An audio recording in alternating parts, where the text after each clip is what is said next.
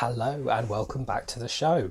And as you can see today we've got the Yellow Submarine back, and it's not because it's a subby, but because we are reviewing the Vostok Komandirskie, a fantastic watch out of the Soviet Republic with a lot of horological history. And the reason why we have the subby is, as you can see on the dial, I've got the submarine variant. Now this is actually my favourite variant of the Komandirskie, and which is the reason why I bought it. So let's have a look at the watch in a bit more detail. As you can see, I absolutely love these watches. They're a little bit quirky and a little bit cool and just a little bit functional as well. Now the Soviet era watches that you tend to get aren't really something that is considered to be conventional. They were essentially made to put these watches together with very little of the materials that were available to Swiss watchmakers at the time, which meant that then they were able to create some incredibly unique pieces out of very, very little. But look at this watch. I think it's absolutely gorgeous. I took the leather straps off. You get these leather straps that come with the Komandirskie. They are absolute, excuse my language, but it's absolute horseshit. I got rid of them. This is potentially the worst watch strap that I've ever seen. And I put on a NATO strap instead. And I know the irony, putting a Russian Soviet era watch on a NATO strap, but just look at it. I think it adds an extra dimension to it on there. I've gone for the black with red. I think it brings out the dial hands quite nicely. I think it highlights it.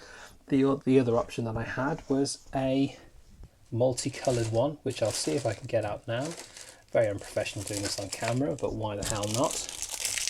You can hear me peeling back the plastic on here and showing you this one here. So that is the other strap that I can put on it. In fact, I'm going to pause the camera for a minute and then show you that with it on. And there you go, just look at it with a bit more of a Bond style strap on it with a green, red and black look. I think again it looks absolutely gorgeous, doesn't it? I mean, just look at how the strap itself brings out the watch a bit more, brings it out of its shell, and you see that the domed glass plating on there, the bi-directional bezel, which obviously doesn't click. It's not really there to be used for anything else other than show. Now the Komandirskie is the field watch, so this means that this really isn't waterproof. I have seen videos of people taking this into swimming and things like that, and actually it coming out okay. It can take quite a bit of a hit, but again, I just wouldn't recommend doing it with the Komandirskie. It's not made to do that. In the crown is screwed down. You unscrew that to bring it up, and then you twist it back to get the movement going, and I have to say there is something oddly satisfying about that. And then you push it out again and move it around just to do the time as well, and the day-date computation. It doesn't have hacking per se, but it has got a little bit of a trick where you can change the day dates by switching it from between 9 and then 2 and then moving it back again just as it's swapping. That can get you to the dates a bit quicker. I'd heard of it, never tried it until I saw it on Jomo the other day on Jodie's Just One More Watch, and I tried it myself, and yeah, absolutely fantastic.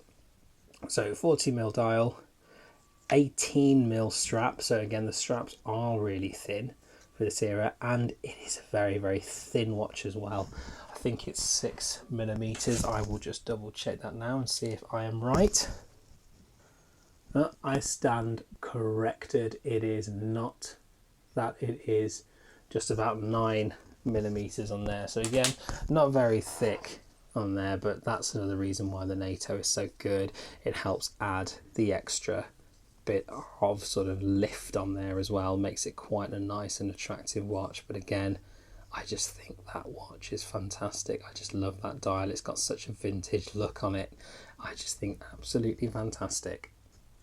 And here the watch is on my 7.5-inch wrist. Again, I think it looks fantastic. It works really well, especially with my skin tone and complexion. So I'm mixed race, half English, half African. And I think that the watch and the colour itself just meshes really nicely in. And I think actually I'm going to keep this NATO strap on and leave it that way.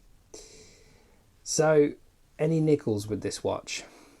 I'm still in its honeymoon period, but I can potentially see some bits that might be a problem going forward. So first of all, the crown can be a little bit fiddly every now and again. You have to expect that, to be honest with you.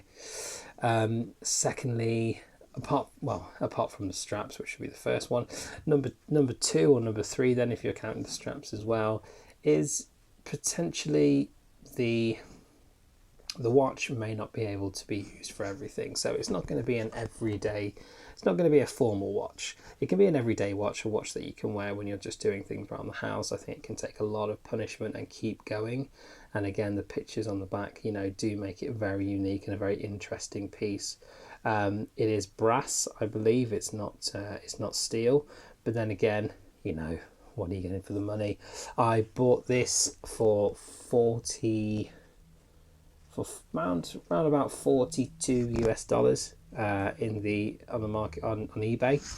You can get it slightly cheaper, but I purchased it from a seller that's based here in the UK and was able to send it to me within a few days, and it's just because I really wanted to get my hands on this watch as soon as possible.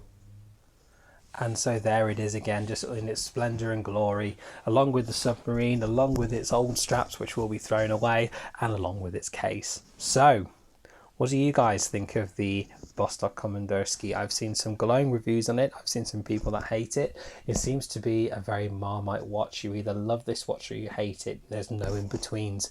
But let me know in the comments below what you think of this watch. And if you want to see any more, let me know.